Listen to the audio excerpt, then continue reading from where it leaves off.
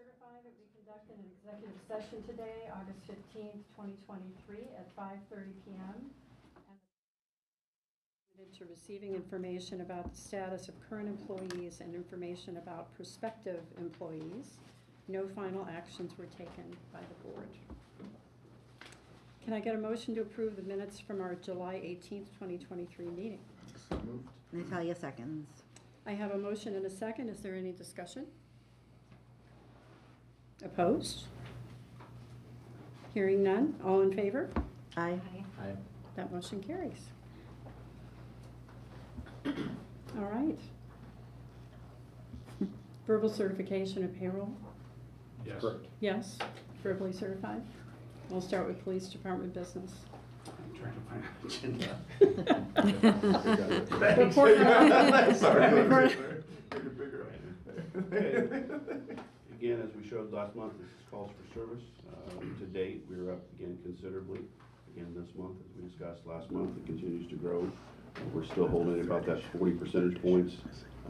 As an average, this month it was 43 percentage points higher than to date last year. Again, the graphic, as we display the running totals, 2023 is of course year to date in comparison to the other 2 years, which are full years. So you can see where we're at already to this point in the year. So calls are up, but a lot of these categories are down. Calls are up, you're correct. And it's across the board, so it's everything. Like we discussed, there's really no rhyme or reason. I mean, one of the things to be concerned about is if you look particularly at assault, we're at 561 in assault, which totals last year completely, and we're only in August this year. So the years to date totals are approaching parity with 2022, and we're only in August, which again is our 40% call volume increase. So they're remaining consistent. We're just where we're at. Again, the traffic stops, as we've seen, just in a different graphic formulation now. Crime involving weapons, those have, again, the graphic speaks for itself. I mean, it's about on par to meet the last 2 years. We'll see where we wind up in the last 3 months, 3.5 months. Adult arrests for this month were at 185. In comparison to last year at 142. Juvenile referrals were 22 this year in comparison to 18 for last year. And this is not the end of a hate crime reporting period. We reported on that last month. So that will come back to the 1st of October to talk about what happened July to September. This is calls for service graphic. Disturbances continue to lead the way, intoxicated with vandalisms. And our training hours. 651 training hours this month. 5 officers attended the basic SWAT schools, 17 officers completed online training, which is Moyer Training Academy. These are mandatory state mandated training topics that have to be hit every year for the officers. We have 1 officer go to the 80-hour advanced traffic crash investigation. 1 officer attended a 32-hour advanced active shooter course hosted by the Federal Law Enforcement Training Center. 31 officers attended a 2023 legal update. And then we have the monthly training for K-9, CERT, and CDU, as you see each month. Community engagement, you had 23 different events, which again is up considerably from 2022. The hours again up considerably from 2022, and is the personnel involved 2022. We had the 4th of July parade this last month, back to school celebrations at the resort of Chandler's Glen, career day at Boys and Girls Club, presentation at Dick's Sporting Goods where they were doing donations. We were out there with them, and then we had a community tour of VPD headquarters. The upcoming things, well, National Ads is gone past because that was August 1st. That was very well attended. Had some help from IU Health, brought the helicopter, and had some help with the National Guard and other folks come out. It was very well attended. The department provided hot dogs and chips and drinks, and it was a good time. I think everybody enjoyed it. What's not on there also is we participated in the, excuse me, the Fairview School welcome back on the first day of school. Mm-hmm. Police social worker, 37 referrals, up from 2022. Down a little bit on the contacts, but that's not unusual. When you have more referrals, the contacts tend to go down because they spend more time initially with the folks. You had some summaries there where we had to assist of a client filling out, submitting Section 8 housing. They partnered with Wheeler and HealthNet to provide services, assisted in 2 death investigation scenes to provide immediate support and resources to family members and survivors, and assistant client with finding resources to get a new air conditioner in her home. So that they really worked to get that done and make it happen. As far as our letters of appreciation commendation, this went to Officer Harris. The state runs a program where they like for the officers to tag damage to damaged property, state property, like on overpasses and along highways. That way they can be aware of the fact that the report's already been taken and they can fill out a work order to get it fixed. And Officer Harris was noted for doing that on at least one occasion. And then we're to general business. So, general business, just a couple things. Budgets are right around the corner for us. It starts at the end of this month where I'll be presenting the budget. We're still working on final numbers, so don't really have anything to report about it yet. Also, we are looking at some new programs where we're going to try to have temporary part-time people do more stuff downtown and on Kirkwood and help with some of the issues that we're experiencing down there. So we're exploring some of those options for the budget. And you also will probably start to hear about a report that was done. It was alternatives to 911 report that both police, fire, and the innovation department looked at with some recommendations on kind of relieving the stresses off of 911 calls for all of public safety. So there'll be more talked about that with the budget process. So, Kids. I'm sorry. Depta Kids area. I'm sorry. Innovation, Depta Yeah. Kids. Yeah. So, and that's it for general business. I have a question. Has the PSW alleviated, I know like at some of our past public safety meetings, some of like our officers, are like going above and beyond for, families in crisis and stuff. Are they like maybe buying bedding?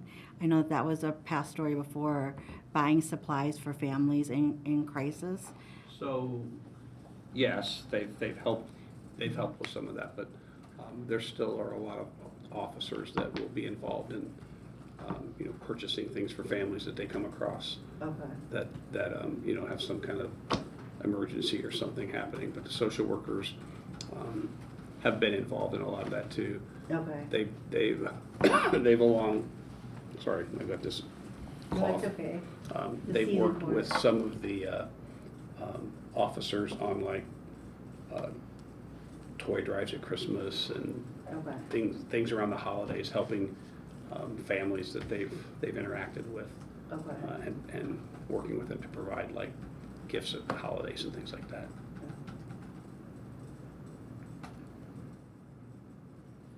All right. Expenditures. I'm not aware of any large purchases or expenditures for this month. Okay. And on to personnel. So we have 21 openings for officers right now.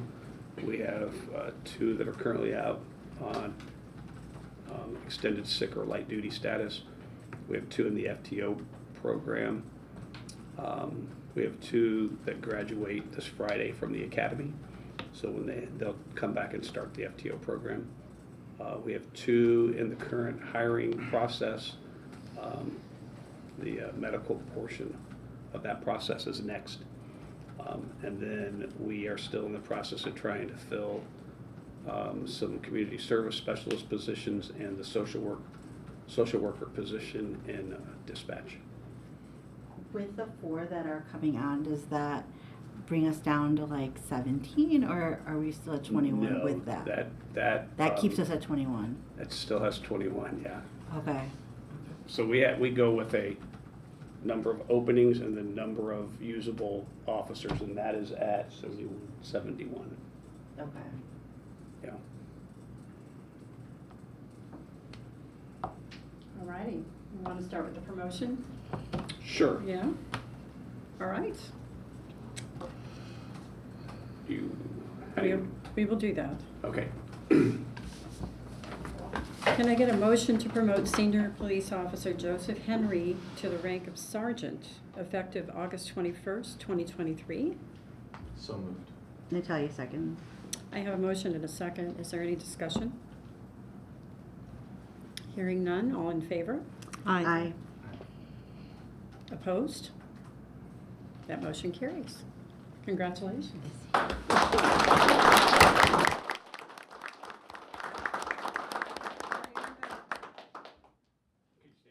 Thank you. No, thank you. Thank you for Congratulations. the opportunity. Thank you, appreciate it. Congratulations. Thank you. Thank you for serving us so Yep, thank you. Congratulations. Thank you. Thank you. Thank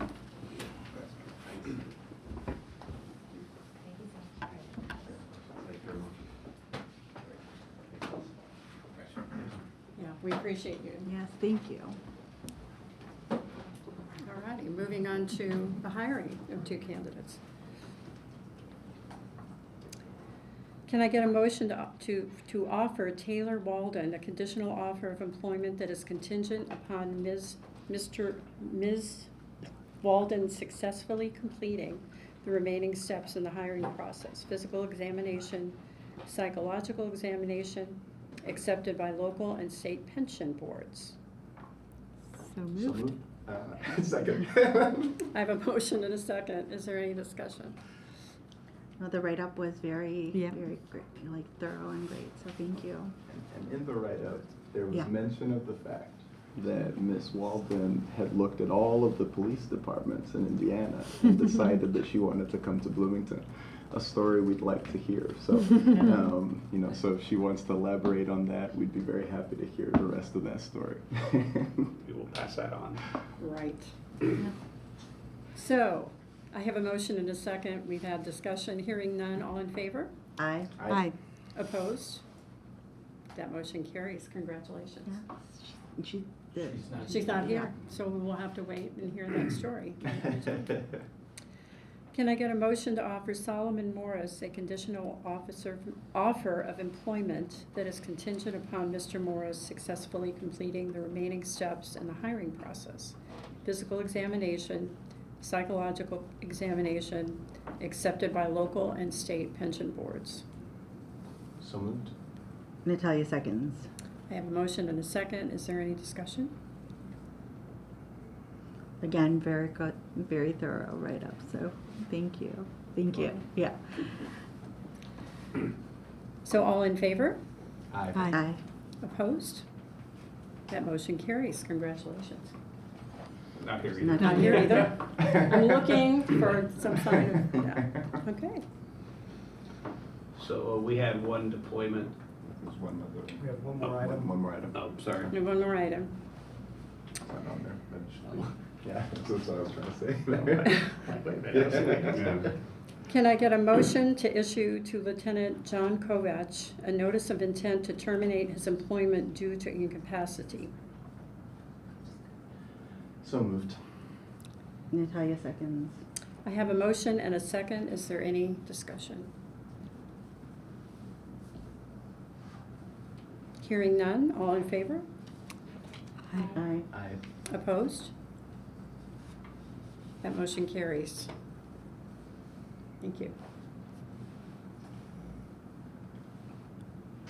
So we had one CERT deployment.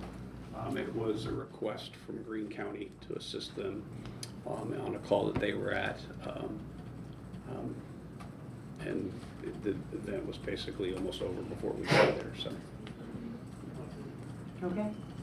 Thank you. All right, and fire. All right, thank you. So the one thing we want to point out about our call volume is that as of July, we are actually at our annual call volumes from 2016, 17, 18.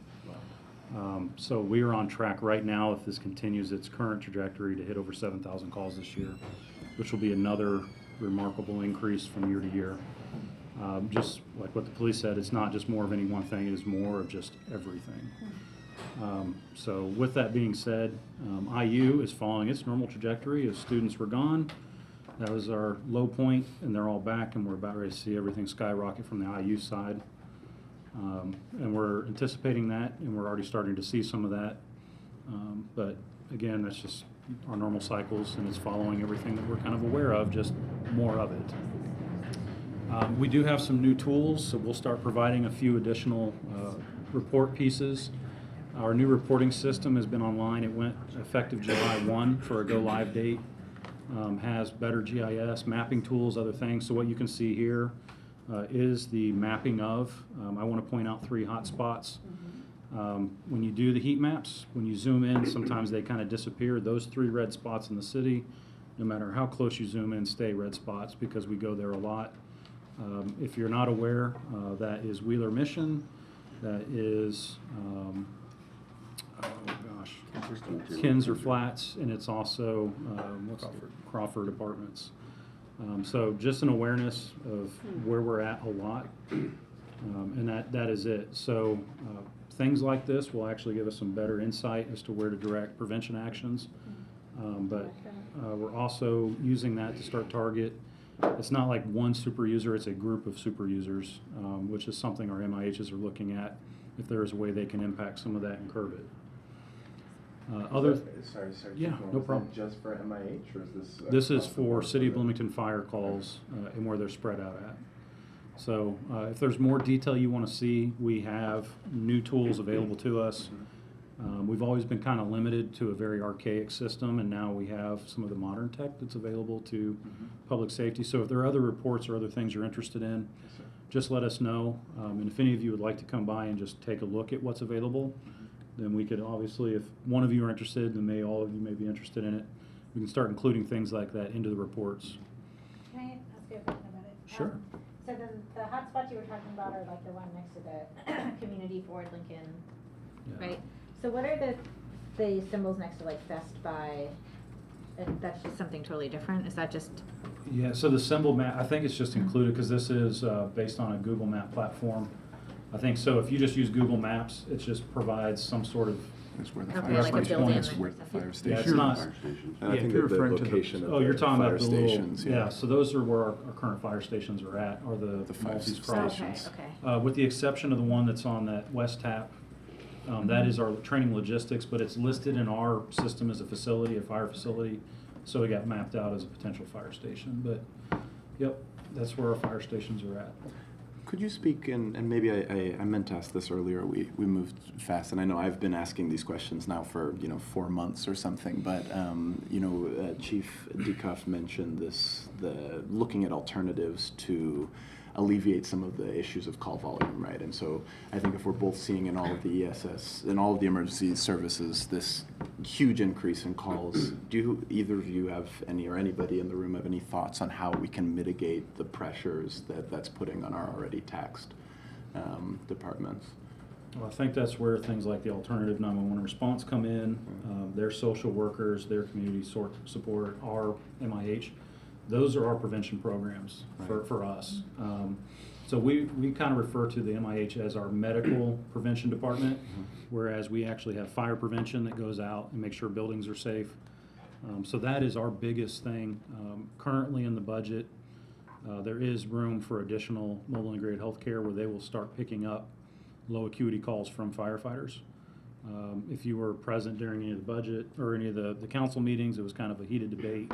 But that is a thought that we have, is there are calls that don't require a sworn firefighter that an EMT could go and handle, that we will be looking at next year to start working on those types of program development of how can we take some of the burden off of the other end.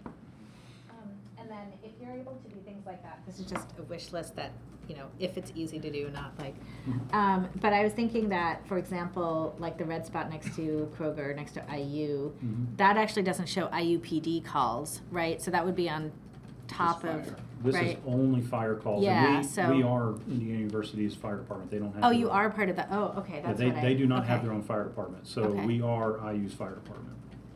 Okay, so that actually answers my question, so thank you. Yep. Okay, any other questions on this one? Some of the other things, we used to have some of the response time goals, and one of the big things is if you're a second over that goal, it was a failure. This is a better representation of why we're still successful, even though we were not meeting that goal. Right. So what you'll see in here is the blue is where we meet that goal 100%, we met it. Green is where we're within a margin of error of it's still acceptable. The yellow are the ones that we'll focus on. I will tell you that most of the digging into these, you look at late at night, it takes longer to get someone on an apparatus. We're also starting to uncover where people are just human error. They're not pushing the button, or when they push it, it didn't register in the system, so it didn't record the time of when they left. So we're still flushing out through the new system, but it gives us new insight and new tools. Right. But this is kind of a better representation of, yes, we don't make the goal 70% of the time, but if you add those up, it's just a little over 80%. We're within a relative margin of error. That's why we're being successful. So this is for the EMS. This is for the fire. Again, you see a bigger portion of it. So still around that 80-81% that we're on track for within a margin of error. And then on the first arrival, you can see we only had one incident that we weren't within a reasonable margin of error. We still have to flesh out some new reports in this, so you'll see that it doesn't have like the total response force. And some of the other things that we've been trying to report on that we need to, they're not built in the system, but as we continue to develop it, we'll make sure we have these available to you. But I think this is something that you were asking for. It's not just, did you make the goal or not? It's, how close are we? Right. And knowing that 1 second over was counted as a failure, this kind of explains why it's not, Right. a crisis or. First thought is why do we have a total number n smaller here than we had on the first chart? Because the first one was overall. You're talking about. Sorry, the total EMS. Oh, so that is emergency medical. We run more medical than anything else. Okay, right. Okay. Fire and special ops. Right, okay. And then the last one is just actual fires. Okay. Okay. So that's why you see those totals that are a little different in between them. That makes sense. And then I thank you so much for this. This is so helpful. One thing as I think about it as well is thinking about whether we're seeing any declines over time, right? So if there's any, because are we showing improvement in the yellow area, or has it sort of, the last year or so, especially as we continue to be concerned, right, with the stresses on our fire Absolutely. department and so on. I think we'll get to the point where we can trend. It's hard when you change systems to Right, be able to pull right. old data, new data, and have a Right. trend. Yes, sir. Yeah. So this is month 1, Yeah. right? So it went live Fantastic. July 1, so July 1 to now. This is the first reporting system, or the first reporting period where we had this new system fully online. Tremendous. So as this goes on, we can start building trend from month to month and eventually year to year. Yes, sir. So That's great. we'll try to do what we can to translate. I will tell you, the way we were doing it uses a lot of staff time. This is instant. I mean, we just click on the report and it's there. Within our system, we love it, the graphics we can interact with. So if I wanted to drill into that one, I can actually just click the graphic and it tells me about it. I can click it one more time and then it brings up the report. That's great. So it's giving us new managerial tools we've never had. So prevention goals, I want to point out that we, just like the police, are way above last year's performance. So mid-year, we're already have educated more kids, we've educated more adults. The smoke detector install, battery installs are ahead. The school visits are a little behind the midway point, but we really pick up for Fire Prevention Month and when school kicks on. I will also point out that we have never been this high on the inspection goal progress in any time I've ever reported this. There's 2 things. One, the goal went down a little bit, right? So we said it, but we've got 1 full-time inspector. The second one is on board and is about ready to be cut loose where we can start really getting out there a lot more often. But I will say without that additional inspector, we would not be able to do any inspections because of the very large housing complexes that are coming online that we have to do finals on. So we're actually still doing inspections even though a majority of our time is spent making sure these apartments are going online. Training, again, remember the goal line was if we were 100% staffed. So we are at 97-ish% staffing right now. And you will see that the numbers have skyrocketed. There's a lot of hours that go into training new recruits. So But we are definitely on track for our annual goal, which is actually not a departmental, it's per person receives so many hours. We're on track for those on everyone that's within the department. And then our mobile integrated healthcare, we like to just showcase. You're going to see that our average visit per client just almost doubled from what it was at the beginning of the year. This is really related to one of our wins, but it was a very, very high user of the MIH program. But some of their wins, we've been dealing with some of the senior citizens centers and things like that. We are working on integrating the MIHs with the fire prevention education programs. So they're referring back and forth to each other now. And it's also through our online reporting system that crews can now tag prevention or MIH and say, this warrants a referral to help prevent things. We've had an issue where we were able to work with and get someone to the hospital that was absolutely going to refuse and has refused for a very long time. This is another example of someone that would have been found dead in a day or two if we had not intervened. And the last one, and I just want to publicly thank the sanitation department. It's really gross, but we helped clean out about 50 bags of human waste and get that person the help they needed. And the reason why our numbers went through the roof. And why some of our other numbers went down is we invested a lot of resources in trying to deal with that person. So for that, with general business, I think it's important to keep the board informed of the bond projects that we have. Station 1, we had to go back and make a few adjustments to the design. We hit some thresholds with the UDO. We had to make some adjustments. We now have 100% of designs. We are about 75% on the construction documents. We are looking forward to hopefully physically breaking ground in the September-October range, because everything has to go out to bid and we have to put everything to the neighboring board of Public Works. Station 3, we have now finished a conceptual design. We're waiting to get caught up on the training logistics to conceptual before we issue the next contract for engineering. So all of that is moving forward, and we are extremely happy about it. And we're also at this stage, without sounding too off, but we're right now currently all of them are projected to be under budget, which never happens in government. So we're really happy with that. Yep, a lot can go wrong between now and then, but I do think it's important to state that all this is on track. A little bit past time, waiting on the project manager to get hired, but they're also trying to get everything back on the original timelines. So, Great. Purchase and expenditures. This is one of our heavier seasons, so we actually have crossed a world where some of our normal expenditures are having to go through a different process. Just something like buying a badge. We can go $150 badge, not a big deal. You buy 40 of them for 20 new people, it crossed a threshold where we have to go get bids, and so it has delayed. So you will see some larger expenditures to the very large recruit class for uniforms. You will see it for uniform items, for gear, and then the biggest one you'll see, we ordered an air cart, which allows us to bring breathing air to a scene. And down to our training center. It's a mobile air cart. We ordered in 2021, just arrived. And so that was $148? $134. So $134,000, but this was something that was ordered a very, very long time ago. And is desperately needed because the last few big fires we've had has been a huge trying to move people back and forth to our one fill station on the south side of the city. And I think that's it for purchases, large purchases. And then personnel, I think I said it, we're around 97% staff. We're down 4 positions. So we were down 1, and then we had a retirement and a resignation. And then our deputy chief was also the unplanned. So what we're down is 3 firefighters and 1 chauffeur position. We are already starting the next hiring group, so we still have enough people left on the list.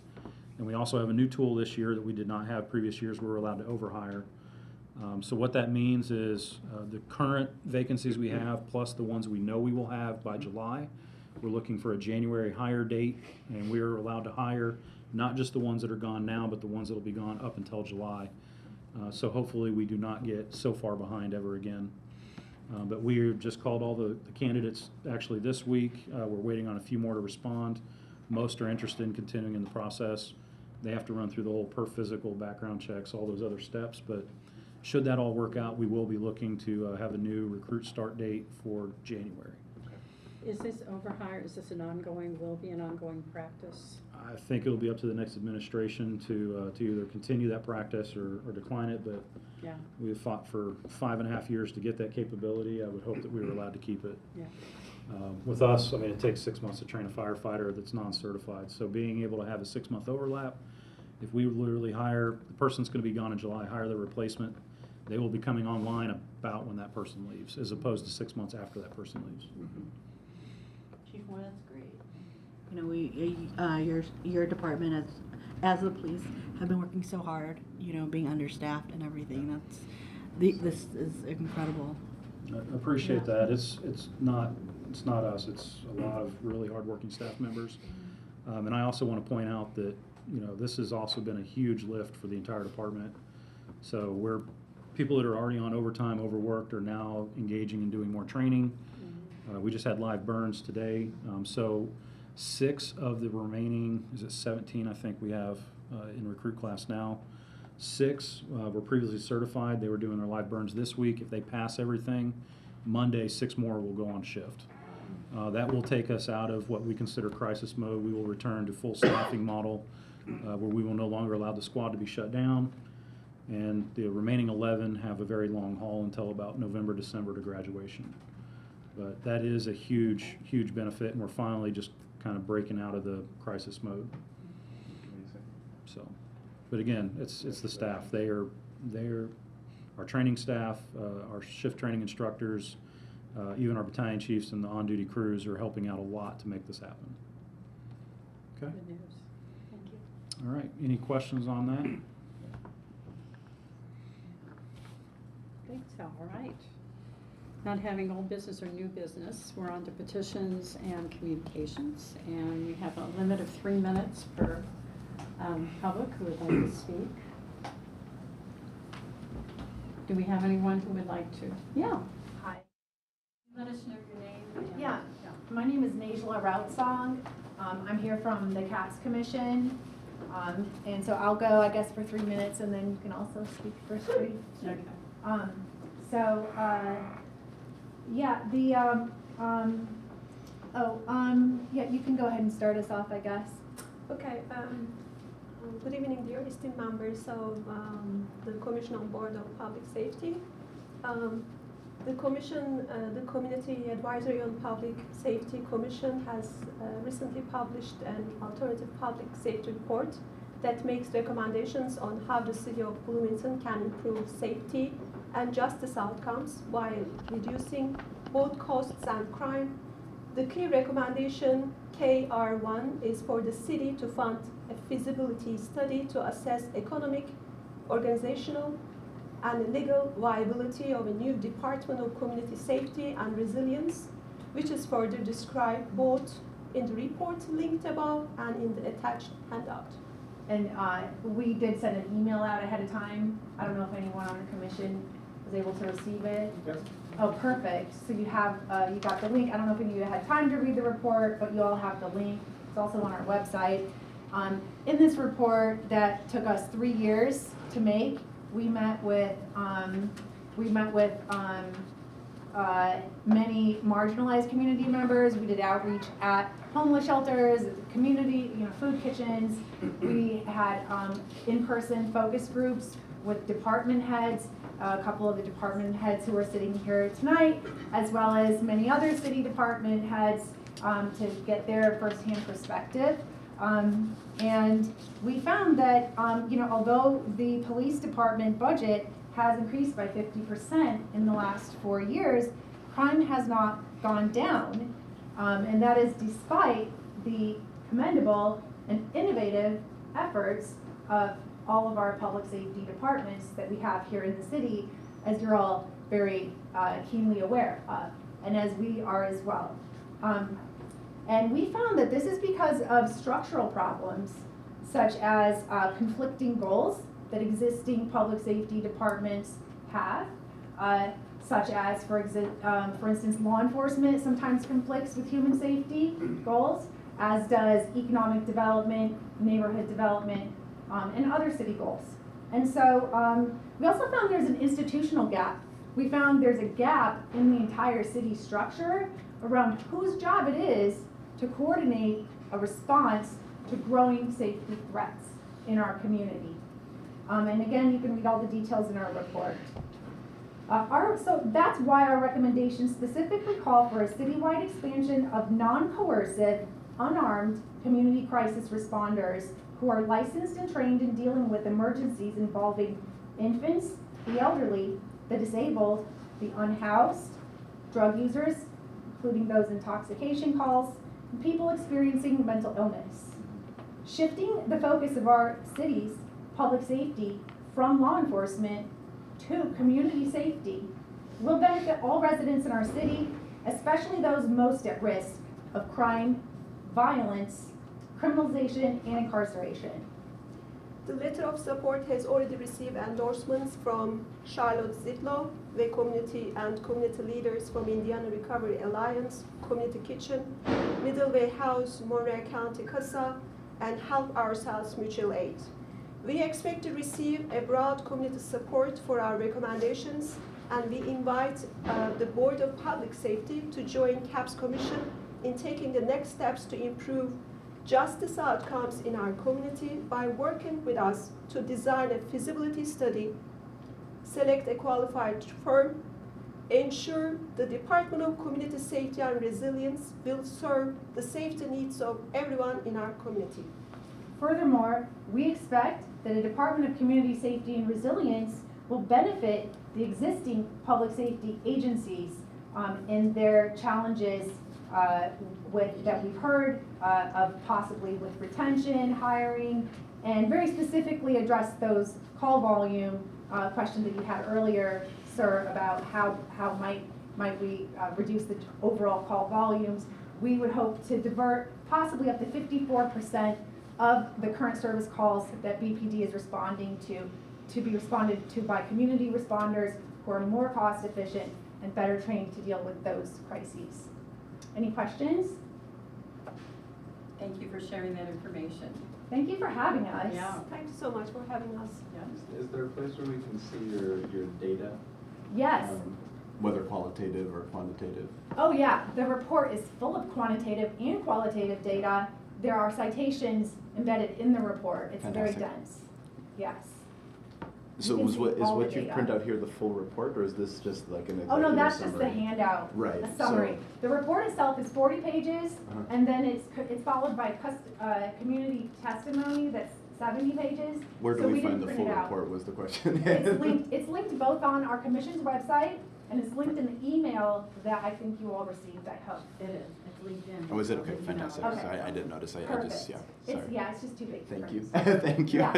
Yeah, Thank you. all the data's linked. Thank you so much. Thank you. All right, anyone else? Oh, yeah. I've got 'em here. Did everyone get a handout? All right. Seeing none, do I have a motion for adjournment? So moved. Rachel seconds. Oh, sorry, can I just, so in addition to asking the board for an organizational endorsement, if anyone would like to give their individual endorsement, they can simply email me, and you'll see my email on the email that went around to the commission. That would be the appropriate way. Thanks. Thank you. Yeah, I know, I had it. I think you had a motion to adjourn, so I think your Yeah. meeting is adjourned. It is adjourned. Good job. We're Thank you. adjourned. Thank you. Thank